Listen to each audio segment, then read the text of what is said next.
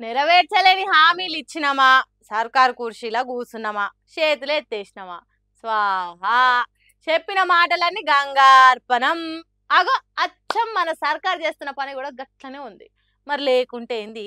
ఈడ ఇల్లుగాలి ఒకడు ఏడుస్తుంటే సుట్టకు నిప్పు లేదని ఇంకొకడు ఏడ్చిండట. ఈడికే సర్కార్ మారింది కదా, మా బతుకులు మారితే ఇచ్చిన హామీలు తీర్స్తే ఇంతో కొంత మేలైతుందని పిట్టెకు పెట్టుకొని ఎదురు చూసినట్టు మన రాష్ట్ర పబ్లిక్ అంతే ఎదురు చూస్తుంటే అవి పక్కకు పెట్టి పనికిరాని మార్పులు చేర్పులు చేస్తుంది సర్కారు. ఈడికే టీఎస్గా ఉన్న పేరును తీసేసి టీజీ లెక్క మార్చిండు. దానికి కొన్ని కోట్లు ఖర్చు అయినాయా? అటెన్గా మన తెలంగాణ తల్లి విగ్రహం రూపురేఖలు మార్చి జీవో తీసుకొచ్చింది. ఆ పనికి అంతో కొంత ఖర్చు అయిందా? ఇక ఇప్పుడు పనేం లేనట్టు ట్యాంక్ బండ్ కాడున్న తెలుగు తల్లి ఫ్లైఓవర్ పేరును తెలంగాణ తల్లి ఫ్లైఓవర్ లెక్క మారవాలని అనుకుంటారట. మళ్ళీ దీనికి ఎన్ని కోట్లు ఖర్చు అంటారు.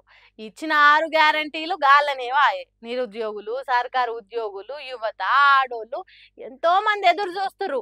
నన్ను కోసినా నా తన రూపాయి రాదన్న ముఖ్యమంత్రికి ఇవన్నీ మార్పులు చేసేందుకు ఏడికెళ్ళి వస్తున్నాయో ఆయనకి సర్కార్కే తెలవాలి. ఇక ఏం చేస్తాం, ఇది మన కర్మ అని నెత్తికొట్టుకుంటారు పబ్లిక్ అంతా.